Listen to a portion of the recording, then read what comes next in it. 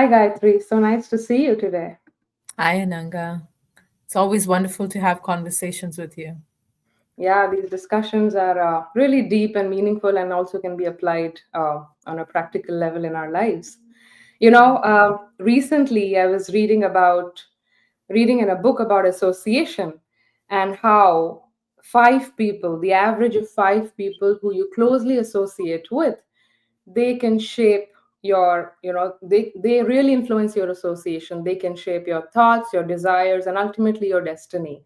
And so I was thinking that our we are not just shaped by our thoughts, we are shaped by those we allow into our consciousness, we allow in our close environment. And the company we keep is not passive. They it it silently molds our thoughts, our desires, our inclinations, and ultimately our destiny. The author also mentioned, moving on, and it's very interesting on association. Um, it was very illuminating for me because it was describing the science of association. It said that good association is like a lift, an elevator. It elevates your mindset, your habits, and ultimately, spiritual consciousness. And bad habits are like quicksand. I really like that comparison. They're like quicksand. It slowly pulls you down, it distracts you, and everything that you do is like a wasted potential. I really liked it. It was really interesting. That's wonderful. I mean, Srila Prabhupada is mentioned in so many places in our scriptures. He mentions that you become what you associate with, Hmm. right? And Yes. in fact, in Krishna consciousness, we put so much emphasis on association. In fact, it's called the A. We have the ABC of Krishna consciousness, which is A Yes. is our association, B is our Association. books, C is chanting.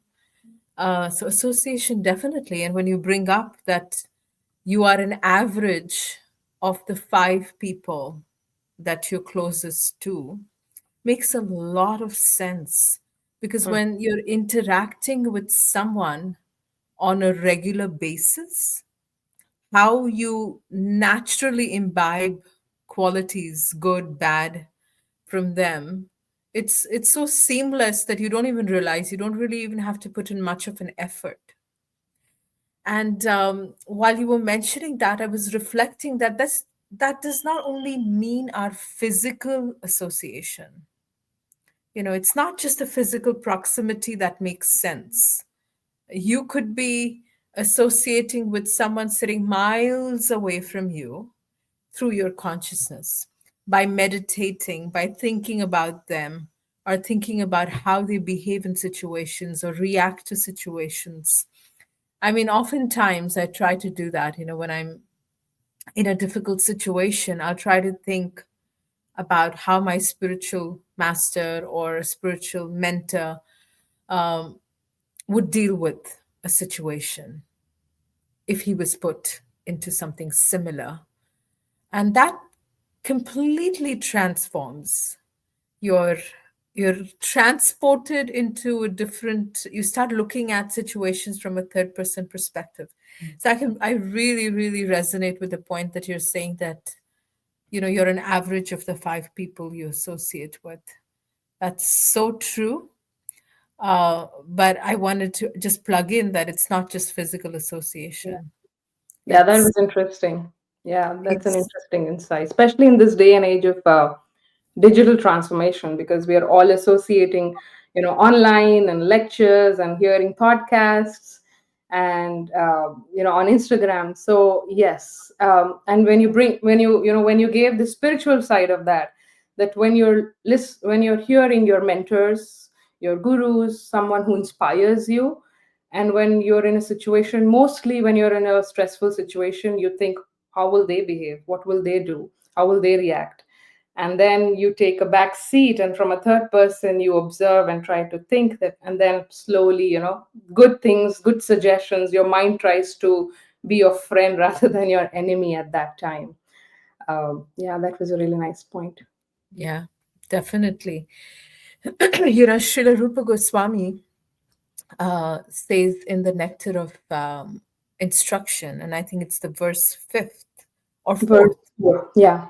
verse 4th, where he talks about, the three kinds of associations that a spiritual practitioner actually meets. And I found that it's not just in our spiritual life, but it's something that we can carry in our day to day secular lives. Basically, our whole lifestyle is designed in such a way. We've got uh, senior members of our family, Hmm. and we've got junior members of our family, and then we have members that are similar age. Mhm. In spiritual life, that is taken into a perspective, the same three levels exist, but here the level is not about age, Yeah, but here the level is about their consciousness, their spiritual consciousness, of how elevated they are in their spiritual consciousness, and how and much someone who's support, starting. Yeah, they need, yeah. or they are beginning with their spiritual journey. So, Srila Rupa Goswami, in this wonderful verse that you said was verse number 4, elaborates so beautifully on these four principles, the three different kinds of associations that we have. Maybe I you'd think like to. the three types are in verse 5, and then the loving exchanges and how one should exchange between these three types are in verse 4. But we can talk about them. Yeah. That is beautiful. So, I was actually reading a quote. There's an African proverb that actually says that if you want to walk fast, then you walk alone. But if you want to walk far, you walk together. Wow. And when I read that, I was thinking that I want to walk fast and Hmm. I want to walk far. But when you're looking at it in a perspective of spiritual journey, we're talking about a long journey. It's something that it's not a project that can be completed in a short period of time and then you close your books and you put an end to it. It's a lifestyle. It's a journey over lives. It's a journey over, maybe generations and lifetimes, and continues. And you want to continue to do something. In fact, our scriptures say that our process is designed in such a way that your process is your goal, That's true. right? So it's Yeah. it's a continuous journey. So to feel nourished in a spiritual journey, these three kinds of association that our spiritual teachers like Srila Prabhupada, Srila Rupa Goswami have emphasized, they play such a significant role.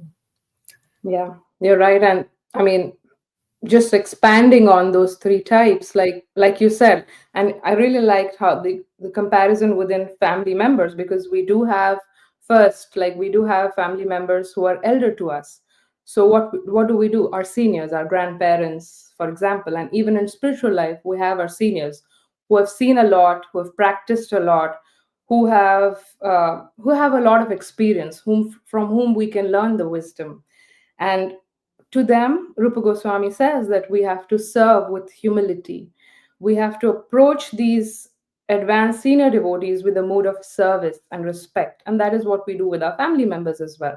So we hear from them, we take guidance from them, and we just observe how they conduct themselves. Like you said, spiritual mentors, when we see at times of our distress, when we think about them, that how will they approach? What are their takes on, when somebody is angry, when somebody is distressed, in such like real life situations.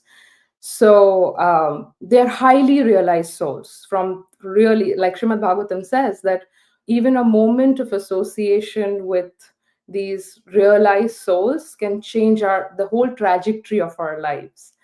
Yeah. But improper association can also, eh, put us into endless loops of cycles of illusion, and we can get so far from our goal.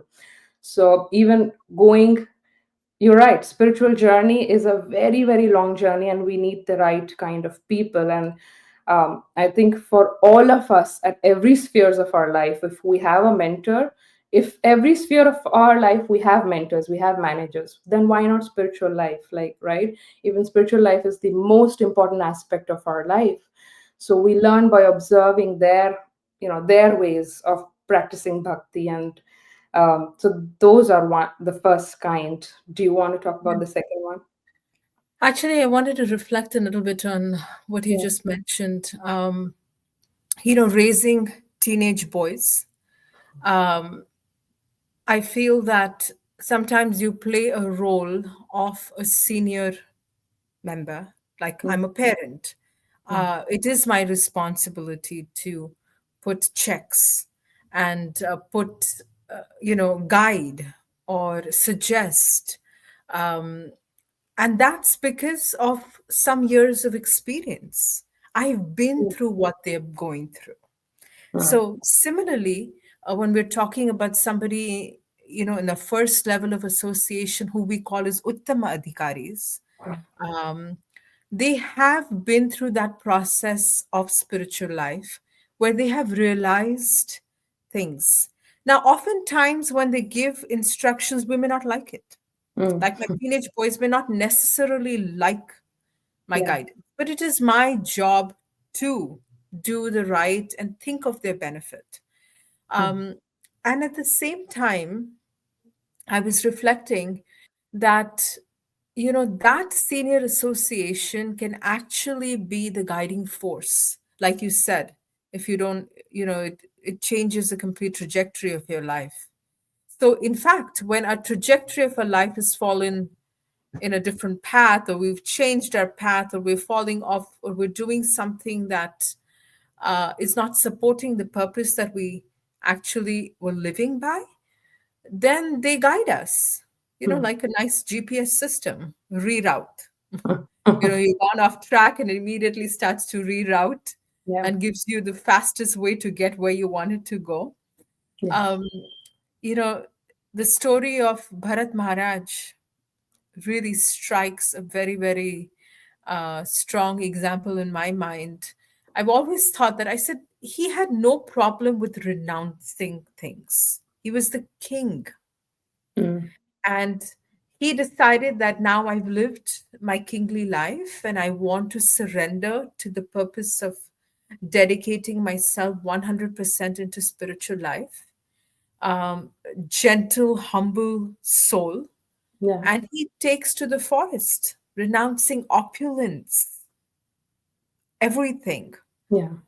And because of his genuine compassion, he sees a baby deer that um, loses its mother and is left not cared Divine. for.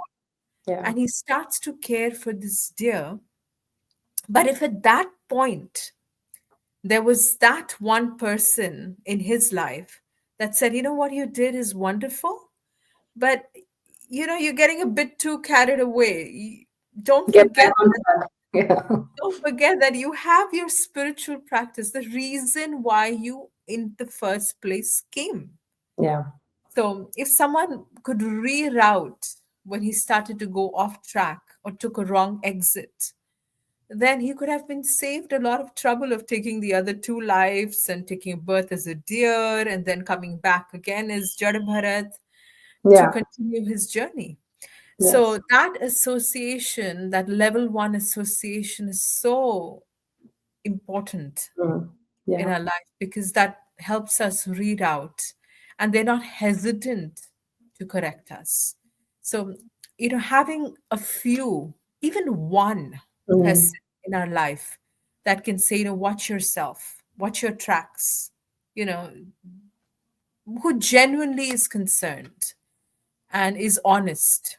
We may not like it at first, but when you reflect, because of that relationship with that person and there are well wishes, we might be able to get back on yes. the correct and the fastest route to wherever our journey, our spiritual journey is actually leading us.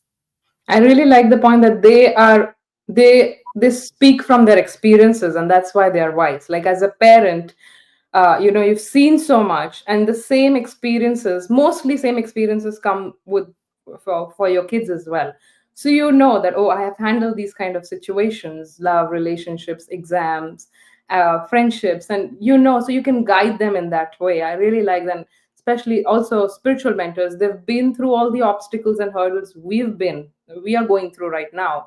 Our sadhana, our practice, how to balance work life, and all these kind of situations. And they're like, yes, yes, we know, we'll guide you. And we just have to listen to them. Yeah, right. Yeah. Thank you. Yeah. And the very fact that I read that African proverb for you, where it says Yeah. that if you want to walk far, walk together. I think it was Tony Robbins. Um, he actually says that the quality of your life depends on the quality of your relationships. Hmm. And so it's fine. We want to be guided, we want to be on track. But while we're going through this journey, we also want to have fun. Hmm. We want to have fun. We want to have friendships. We want to have places where we can just be ourselves, sometimes let loose, Hmm. um, sometimes be vulnerable, Open our uh, hearts. Yeah. open our hearts in a way that, we're not judged. Hmm. Um, and just enjoy the process, enjoy our failures, enjoy Hmm. the process of the journey of spiritual life. And that's where the second Hmm. level of, I like to call it seva, maitri.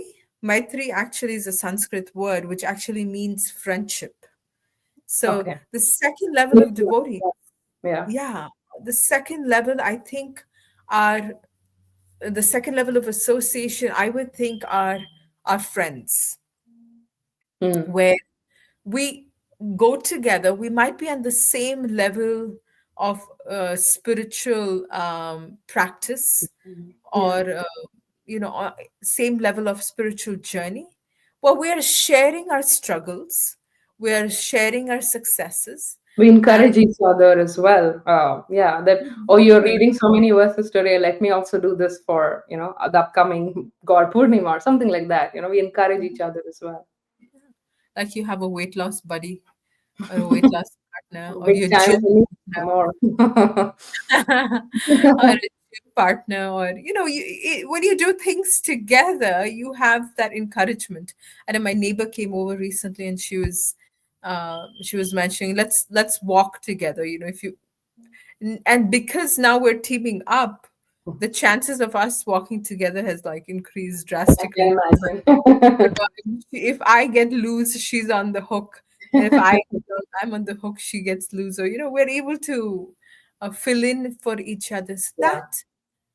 I think that aspect makes it a lot of fun. Mm. It Yeah. gives you the strength, initial strength, um, because that's more of a casual relationship.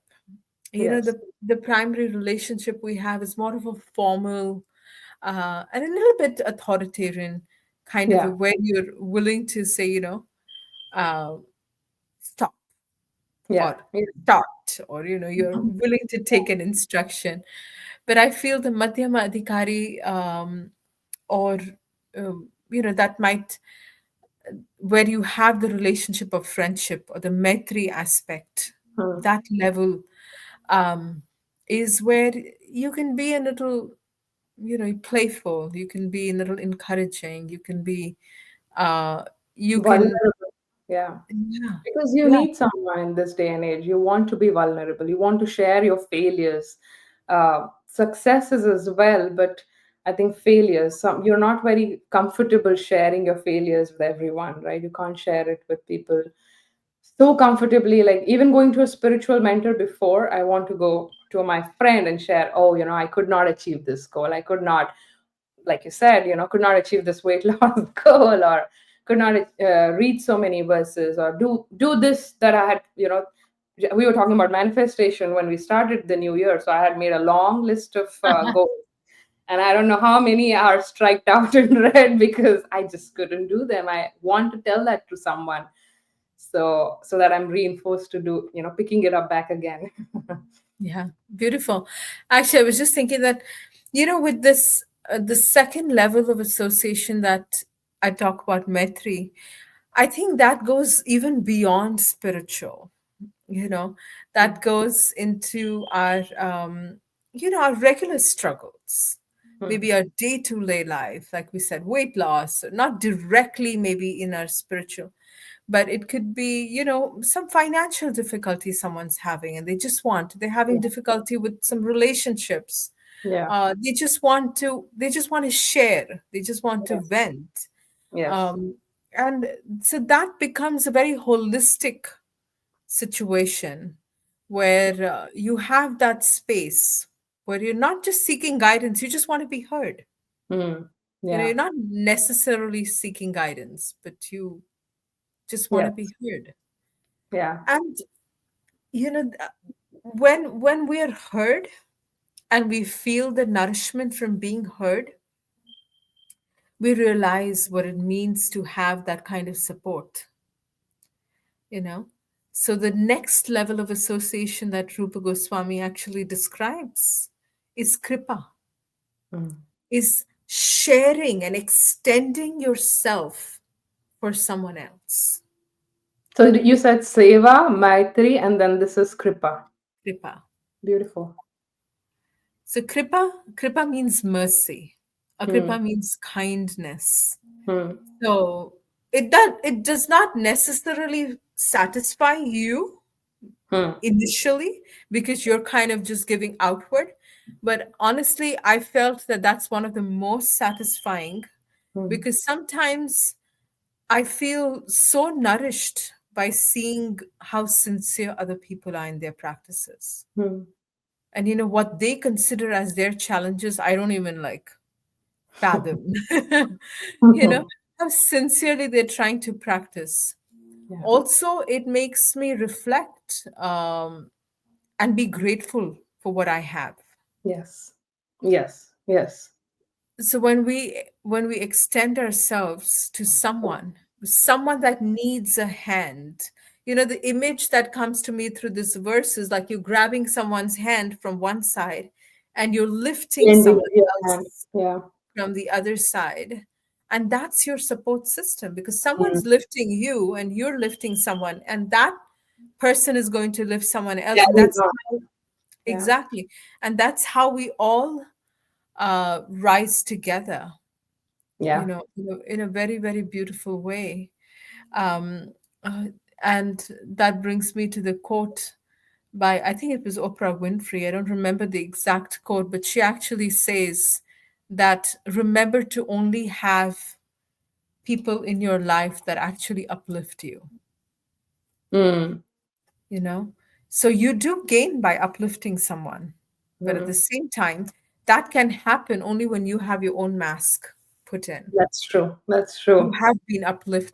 Wonderful. Only then can you be able to lift someone because you've lived through an experience and you Hmm. felt the nourishment of the support system, and now you're extending that to someone else.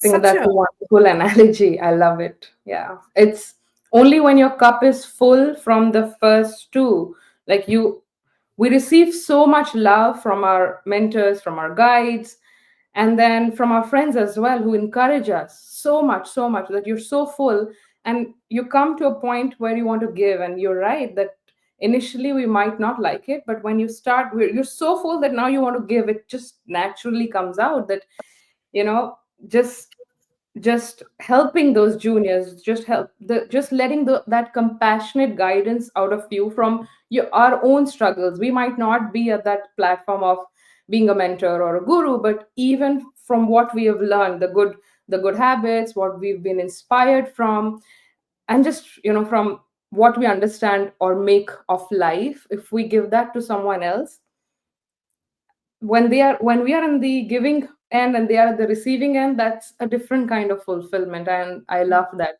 you said that it gives a very unique kind of joy, and it's very uplifting. Yeah, the joy of giving supersedes the joy of receiving by Yeah. many, Yeah. many fold. Yeah. And And it's also leading by example, so it's not by superiority. Like I said, we are not mentors or guides. We don't hold official titles. Only then we can start giving to juniors. I mean, we are calling juniors because they're just new to any path, new to a spiritual path, new to whatever, anything. And they're just, without being judged, we give them, what we have received, what we have gotten from our nourishing friendships. Hmm. Yeah, actually, and um, once you have these three kind of friendship within our um, in our lifestyle, in our life, you have these kinds. You have somebody that you can look up to, you have somebody that you can be friends with, and you have someone that you can uplift and help and support. That really completes this whole cycle for you. But Srila Rupa Goswami doesn't stop there. Our Yeah. scriptures actually tell us how to Mm. build that relationship Yes. with all the three levels in the next verse of Nectar of Instruction, you know, where he actually talks about the six loving exchanges. Yeah, The he six, says that giving is an expression of love, and you're right. He details it out. It's all in the scriptures, and we can use it in our modern lives as well. Like how we can, how to act in relationships, in spiritual relationships, in any relationships, how to act with our seniors, with our equals, and with our juniors. yeah, he actually mentions the six steps. Six, he calls them the six loving exchanges. Mm-hmm. You know, the first he's talking about, he says that reveal your mind in confidence, right? It's not that you can reveal your mind with everyone in confidence, That's true. but when you start revealing your mind in confidence, what happens? It strengthens a relationship. Have you experienced that? Oh yeah, yes, If you yes. And we share your have to, yeah, we have to at some point when we show our real self to the other person, then only we can grow. Otherwise, it's just so artificial. It's like just being online on Facebook and Instagram, nobody knowing anything about you, but just, thumbs up and liking what you want to show. But you really need someone who knows you in and out. Yeah. I've actually found that whenever I have, shared and been vulnerable, my relationship has always strengthened with that Yeah, person. yeah, Because yeah. it's like you're opening layers of yourself and you're trying to, and I always felt being helped. Mm. Yes. So sharing your mind in confidence, and then what does Rupa Goswami says? Hearing in Mm. confidence as well. So when you have someone that comes to you, you Mm. hear from them in confidence. There was I was actually listening to a short clip by Simon Sinek. I just absolutely Yeah, adore some yeah, of his very, very self-realized person. I mean, he's yeah. like really uh, deep. I like his stuff. So he was actually saying that all a human being really needs is a strong 8-minute connection. All of No, us have 8 minutes to yeah, share and hear. yeah. Mm-hmm. And he said, there was one of his friend was going through a strugglesome situation, Mm. um, and she just texted him saying that, "Oh, Simon, are you available?" And he took his time because he didn't think it was an emergency. Mm. But when he spoke with her later, he's like, "Why didn't you tell me? Why did you deprive me of being there for you?" So he Mm. said, I texted you, but he said this was just like a very casual text. So they kind of decided within their friend circle that anytime anyone's having a difficulty, they'll text, "Do you have 8 minutes?" Okay. That was like their code word, that "Do you have the 8 minutes to just hear me out?" That's interesting. Yeah. Yeah. And I thought that was phenomenal because it's like you say a lot with just saying that. Mm. And then everybody, your friend is like willing to drop everything and get on a call with you for 8 minutes and just hear Yeah, it's you like out. a sense of urgency with a time limit. You can always take out 8 minutes, but that also means your friend needs you at this time, like even if it's for 8 minutes. It's Yeah. amazing. Yeah. Yeah. So the beauty of, being able to share in confidence and hear in confidence, and the other two relationships that he talks about.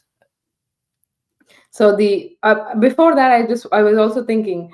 So revealing our heart and mind in confidence, that we can do with the first two, right? The You can't do it with everyone.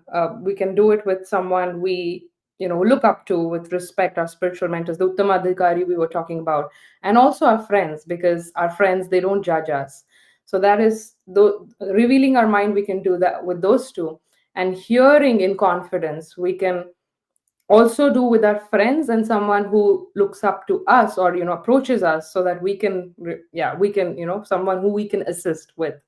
Yeah. So I'm trying to map the three kinds to these six Yeah. loving angels. That's definitely true. But I was actually thinking that, to take that a step forward, it's Hmm. not, oftentimes I find myself doing this, that when somebody comes with a struggle to me, to speak Hmm. to me, I find myself thinking of when I've experienced something like this. And when I share that with someone, they're like, oh, okay, it's normal. I'm not like totally fallen off the hook. It's normal. If she could survive it, I can survive it too.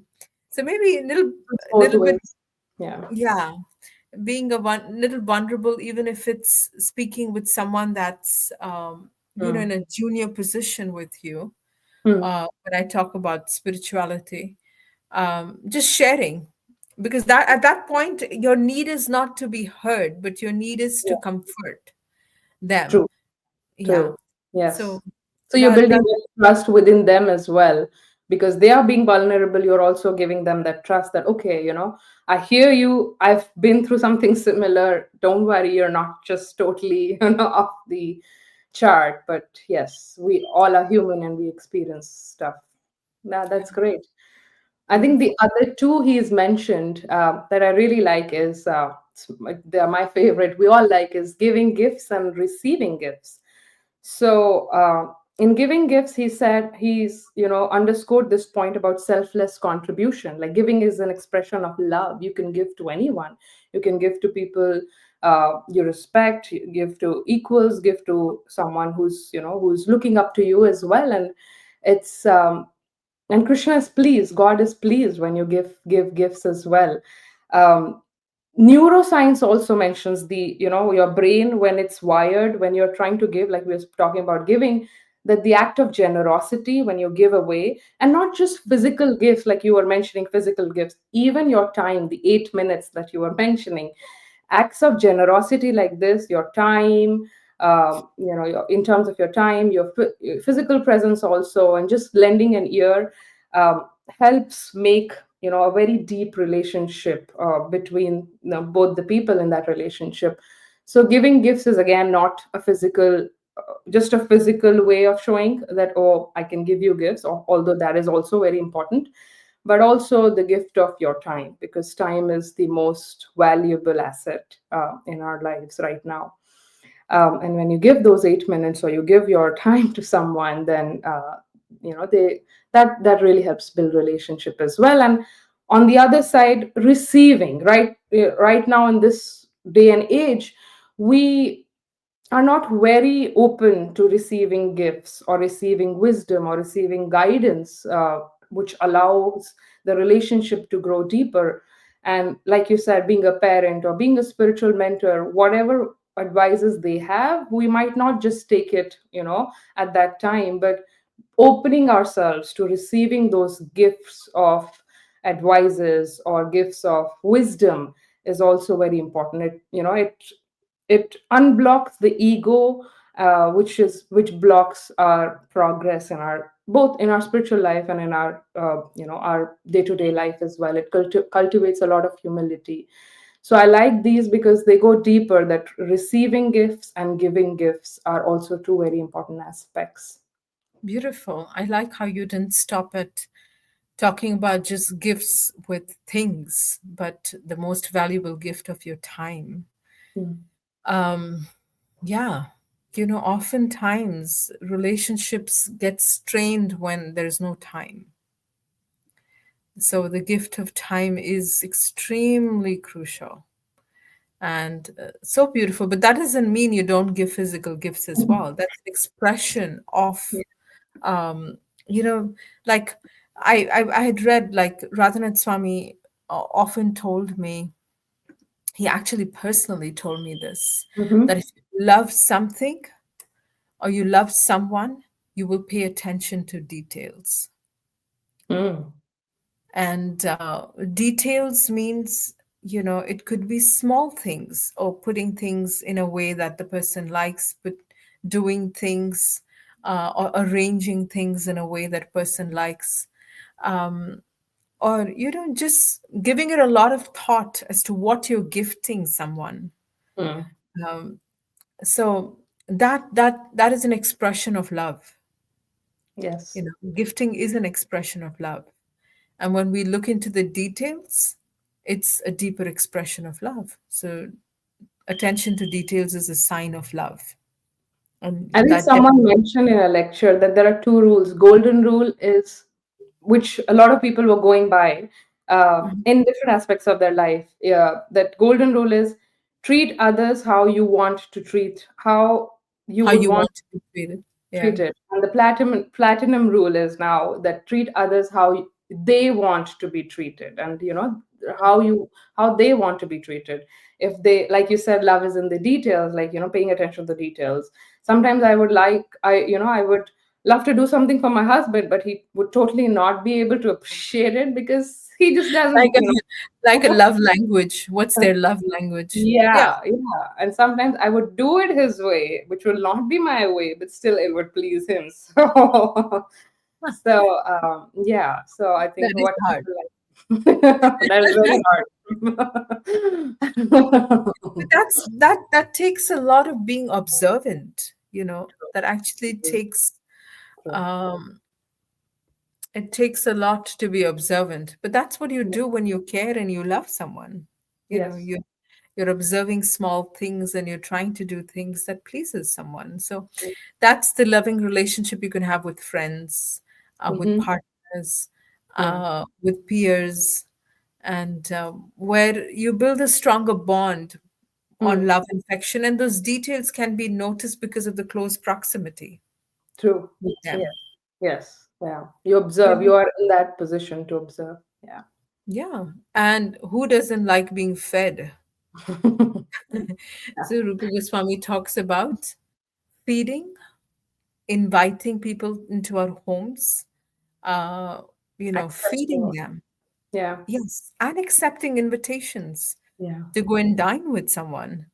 I mean, oftentimes it is one of the most um, crucial things within our practice of relationships is, you won't invite anybody to your house till the time you're comfortable with them and you Mm. actually value them. So you're inviting them into your space, you're feeding them, Mm. uh, cooking for them, Yeah. and at the same time, you go to someone else's house and you accept what they're cooked.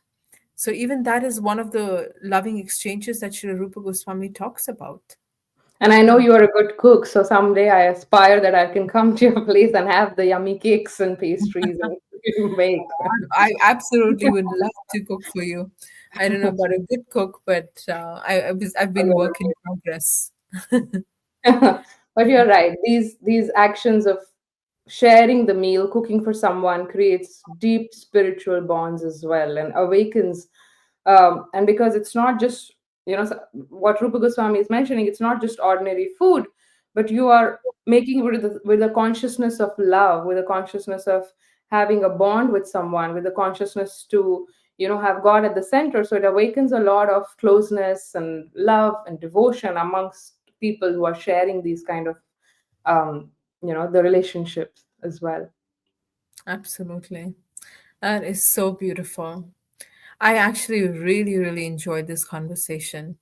And, to summarize, I'm thinking that how important it would be to have these three aspects, like I said, seva, which is lending ourselves and being open to hear from someone. Mhm. Um, Maitri, friendships that makes our day-to-day lively in our practice, and then extending the support system that we've been given, the joy, the guidance that we've been given to someone else, where we can help and uplift them in their journey. And, summarizing all of this with the wonderful, very simple, principles that Rupa Goswami has laid out. Just hear from somebody in confidence, just share with somebody, just, share a meal, go to their house, eat with them, Give, invite them, yeah. give them the gift, and not just gift and physical gifts, but also your time. And Hmm. this makes the whole practice of our spiritual journey so much more pleasurable, Hmm.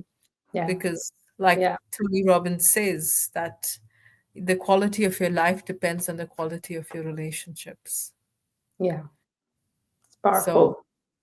yeah. So, enhancing the quality of our relationships will directly enhance the quality of our life.